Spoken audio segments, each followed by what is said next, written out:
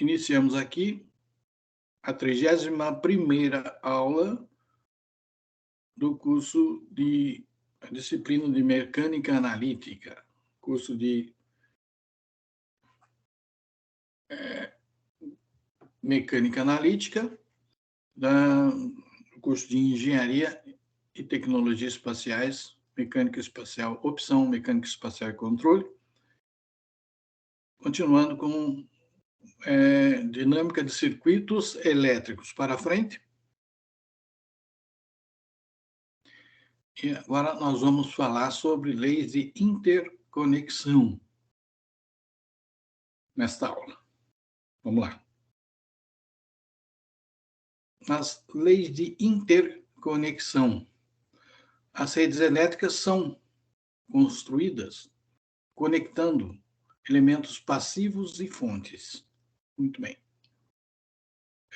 As variáveis elétricas que descrevem cada elemento são limitadas pelas relações constitutivas do elemento individual. Além disso, essas variáveis devem satisfazer as relações de interconexão fundamentais para circuitos incorporados nas leis de Kirchhoff. Para frente. A lei de corrente de Kirchhoff se aplica a cada junção ou nó do circuito. Então, essa lei afirma que a soma das correntes que fluem para qualquer nó deve ser zero. A lei das correntes de Kirchhoff é essencialmente uma declaração de conservação da carga elétrica. Para frente.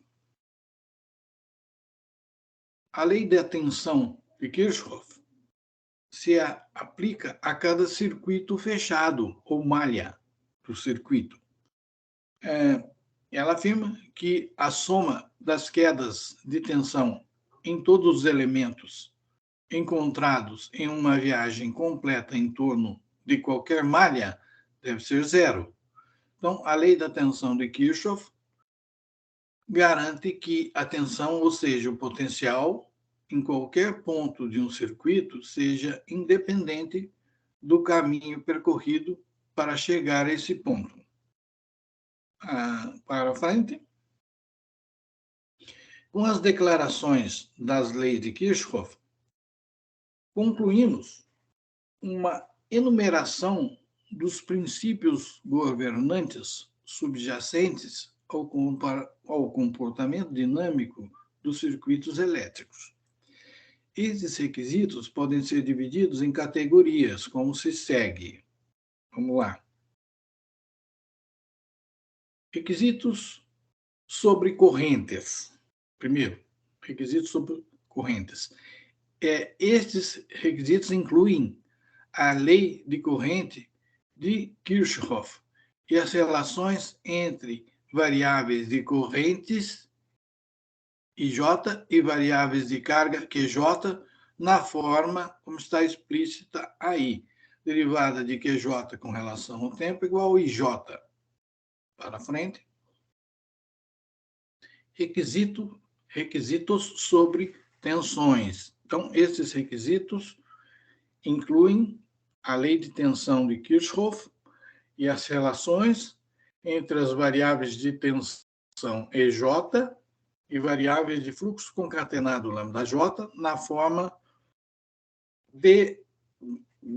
derivada de λJ no relação ao tempo igual a EJ. Para frente. Relações constitutivas. Essas relações incluem as relações constitutivas para os elementos passivos e as características das fontes. Vamos para frente. O método direto de formular equações de movimento dinâmicas para um circuito elétrico consiste em declarar todos e cada um dos requisitos acima em forma analítica e, em seguida, combinar as equações, eliminando variáveis sempre que possível. 2. possíveis procedimentos sistemáticos para realizar isso são descritos a seguir. Para frente. No primeiro procedimento, um conjunto de variáveis de carga independentes QJ é selecionado e os requisitos da primeira categoria são usados para expressar todas as outras cargas e todas as correntes em termos de QJ. Em seguida, as relações constitutivas são usadas para expressar tensões ou fluxos concatenados em todos os elementos do circuito em termos de QJ. Para frente. Finalmente, quando os requisitos de segunda categoria são impostos a essas tensões e fluxos concatenados, o resultado é um conjunto completo de equações diferenciais para os QJ. Para frente. O segundo procedimento é complementar ao primeiro. Um conjunto independente de variáveis de fluxo concatenado lambda-J é selecionado. E os requisitos da segunda categoria são usados para expressar todos os outros fluxos concatenados e todas as tensões em termos de lambda-J. Em seguida, as relações constitutivas são usadas para expressar as correntes ou cargas em todos os elementos do circuito em termos dos lambda-J. Finalmente, quando os requisitos de primeira categoria são impostos a essas correntes e cargas, o resultado é um conjunto completo de equações diferenciais para os lambda-J. Vamos ver um exemplo aí. Exemplo 5.1. Considere o circuito da figura 5.9. Bom, que contém uma fonte de corrente ideal, Isão, que é a função de T. Um resistor linear com a resistência R, um capacitor linear com capacitância C e um indutor linear com indutância L. Devemos formular equações dinâmicas para este circuito seguindo o segundo dos dois procedimentos descritos acima. Vamos lá. Aí está a figura 5.9, que diz respeito ao exemplo 5.1. Temos aí um circuito chamado RLC, constituído de resistores, capacitores e indutor. Um capacitor, um resistor indutor paralelos, todos paralelos, com a fonte de corrente e de T. Fonte de corrente ideal, né? Para frente, vamos usar o segundo procedimento para obter as equações. Começamos examinando os requisitos da segunda categoria, ou seja, a lei de tensão de Kirchhoff e a relação tensão-fluxo concatenado para o indutor. Quando o circuito da figura 5.9, que é essa última figura que nós vimos aí, ele é esboçado como está na figura 5.10 a seguir, fica claro que o circuito tem apenas dois nós. Mostra aí.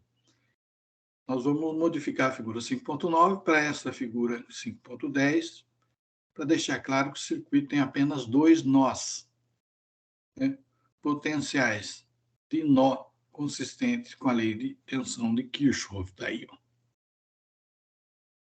Muito bem, para frente.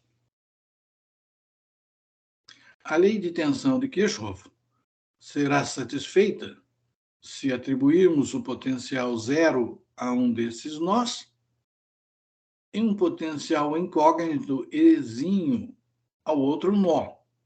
Então, o potencial tem valor único em todos os lugares e a soma das quedas de potencial ao longo de qualquer malha fechada é zero. Para frente. A lei de Faraday, 5.17, para o indutor, requer que a derivada de lambda fluxo concatenado lambda L com relação a T é igual a EL. Ou seja, neste caso é necessário apenas uma única variável independente de fluxo concatenado lambda. Para frente. Todos os requisitos da segunda categoria serão atendidos desde que tomemos lambda L igual ao fluxo concatenado lambda e Ezinho igual a E de E índice S, que é igual a E índice R, que é igual a E índice C, que é igual a E índice L, que é igual a d lambda dt. Para frente. Em seguida, usamos as relações constitutivas dos elementos passivos para expressar correntes e cargas em termos de lambda. Para o resistor, a lei de Ohm 5.16 resulta a equação 5.33, que é I índice R é igual a 1 sobre R vezes E índice R, que é igual a 1 sobre R vezes d lambda dt. Para frente. Para o capacitor, a relação constitutiva linear 5.9 produz a equação 5.34, Q índice C é igual a C que multiplica E índice C, que é igual a C que multiplica d lambda dt. Para o indutor, a relação constitutiva linear 5.20 produz a 5.35. I índice L é igual a 1 sobre L lambda L igual a 1 sobre L lambda. Para frente. Finalmente, impomos os requisitos de primeira categoria para as correntes e cargas. Para o capacitor, a carga e corrente são relacionadas pela equação 5.6. Então, tem essa equação 5.36, que é I índice C igual a derivada de Q índice C no tempo, que é igual a C vezes a derivada segundo de lambda no tempo. Para frente. A lei de corrente de Kirchhoff requer que a soma das correntes fluindo para qualquer nó seja zero. Na figura 5.10, há apenas 2 nós. Além disso, se a corrente líquida que entra no nó superior for zero, então a corrente líquida saindo do nó inferior também deve ser zero. Para frente. Os requisitos da primeira categoria serão, portanto, atendidos se garantirmos que as correntes 5.33, 5.35 e 5.36, juntamente com a corrente prescrita I de T da fonte de corrente, satisfaçam a lei de correntes de Kirchhoff no nó superior. À frente. Tendo em conta as direções indicadas na figura 5.9, nós podemos escrever a equação 5.37. C, que é a capacitância, multiplicado pela derivada segunda no tempo do fluxo concatenado, mais 1 sobre R, que é a resistência, multiplicado pela derivada do fluxo concatenado lambda no tempo, mais 1 sobre L, L é a indutância, multiplicada pelo fluxo concatenado lambda, é igual a Ião de T, que é a corrente fornecida pela fonte de corrente ideal. Como a equação dinâmica da rede em termos da variável, exatamente, nós escrevemos isso aí para obter a equação dinâmica da rede em termos da variável de fluxo concatenado lambda. Muito bem. Uma solução para a lambda em função do tempo pode ser obtida integrando a equação 5.37 para uma dada corrente I de T sujeita às condições iniciais dadas. Uma vez que lambda de t esteja disponível, o histórico temporal de todas as outras variáveis pode ser obtido por substituição nas equações 5.32 a 5.36. Para frente. Bom, um exemplo agora, 5.2, é instrutivo retrabalhar o exemplo anterior, 5.1. Vamos retrabalhar, usando agora o procedimento alternativo, no qual variáveis de carga independentes são empregadas. Neste procedimento, começamos considerando a carga e os requisitos de corrente, que são a lei de corrente de Kirchhoff, equação 5.38, I de T, a corrente fornecida pela fonte tem que ser igual à corrente que passa no ramo do resistor, mais a corrente que passa no ramo do capacitor, mais a corrente que passa no ramo do indutor, né? IR mais IC mais IL. Para frente. E a relação carga-corrente da equação 5.6 para o capacitor, que é a derivada de Q do capacitor, QC, com relação ao tempo, igual a IC. A equação 5.38, ela é uma restrição em três correntes. Existem, portanto, duas correntes independentes. Para frente. Suponha que selecionamos IR e IC como independentes e usamos 5.38 para determinar IL em termos de IR e IC. A corrente do capacitor IC ela é representada em 5.39, uma derivada temporal da carga do capacitor QC. Vamos introduzir uma variável de carga adicional, QR, definida pela equação 5.40, dQr dt igual a IR. Então, para frente. A variável QR pode ser considerada uma variável de carga generalizada. Não representa um acúmulo de carga armazenada em nenhum lugar do circuito. É simplesmente uma variável conveniente a partir da qual a corrente do resistor pode ser obtida por derivação, por diferenciação. Para frente. Os requisitos de corrente e carga serão todos atendidos se tomarmos QC e QR como variáveis de carga independentes, desde que usemos as equações 5.39 e 5.40 e a equação 5.41, que diz que IL é igual a I de T menos dQr dt menos dQc dt, que segue da equação 5.35 como expressões para as correntes em termos dessas variáveis de carga. Para frente.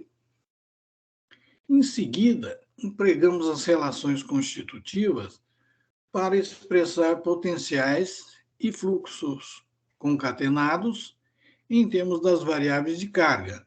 Para o resistor, a lei de Ohm 5.16 resulta a equação 5.42, que é ER igual R vezes IR igual R vezes dQr dt. Para frente.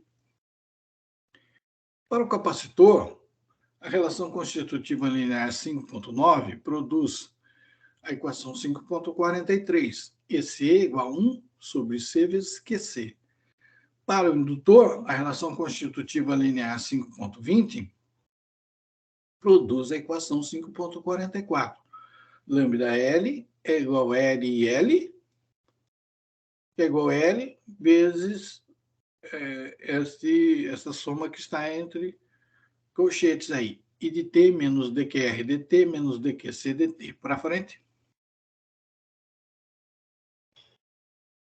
Resta impor os requisitos de tensão e fluxo concatenado nas equações 542 a 544. A lei de Faraday 5.17 requer que E de L, que é de lambda L dt, que é igual a L, que multiplica o que está entre colchetes. Di dt menos derivada segunda de QR no tempo, menos a derivada segunda de QC no tempo. A lei das tensões de Kirchhoff requer que EL igual EC e EL igual ER, como está escrito na expressão 5.46. Para frente. Para que o nó superior da figura 5.10 tenha um potencial único em relação ao nó inferior, exatamente, tem que fazer obter aquelas últimas equações para que isso aconteça.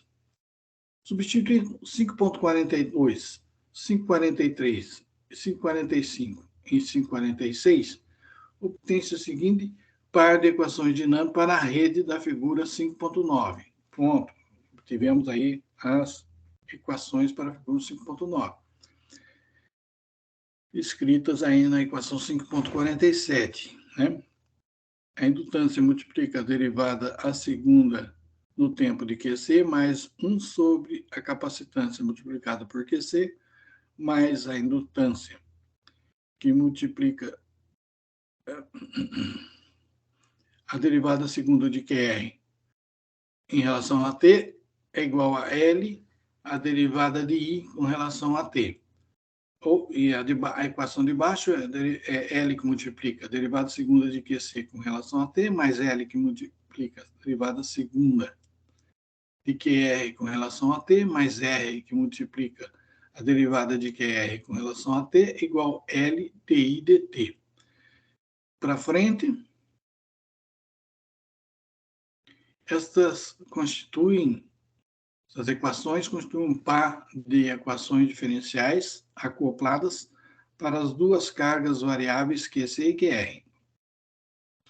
Dada uma corrente IT particular em um conjunto particular de condições iniciais, é possível encontrar QC em função do tempo e QR em função do tempo, integrando a equação 5.47. Uma vez que QC em função do tempo e QR de T estejam disponíveis, o histórico temporal de qualquer outra variável pode ser obtido por substituição nas equações 539 a 545. Para frente. É interessante comparar os procedimentos de solução complementar dos exemplos 5.1 e 5.2. Os mesmos requisitos são atendidos, mas na sequência oposta. Observe que, para esse circuito, a formulação em termos de uma variável de fluxo concatenado resultou em uma única equação diferencial de segunda ordem, enquanto a formulação em termos de variáveis de carga resultou em um par de equações diferenciais de segunda ordem acopladas. Para frente. A raiz dessa discrepância pode ser rastreada até a topologia da figura 5.10. Há apenas um nó independente e, portanto, apenas uma tensão de nó independente e uma variável de fluxo concatenado correspondente. Há, no entanto, duas malhas independentes e, portanto, duas correntes de ramificação independentes e duas variáveis de carga correspondentes. Em uma rede de maior complexidade que esta, a topologia da rede também pode ser utilizada desta forma para indicar qual procedimento de análise levará ao menor número de equações finais. Para frente, bom, e aqui a gente termina a aula 31. Muito obrigado pela atenção e guardamos vocês para a próxima aula. Obrigado.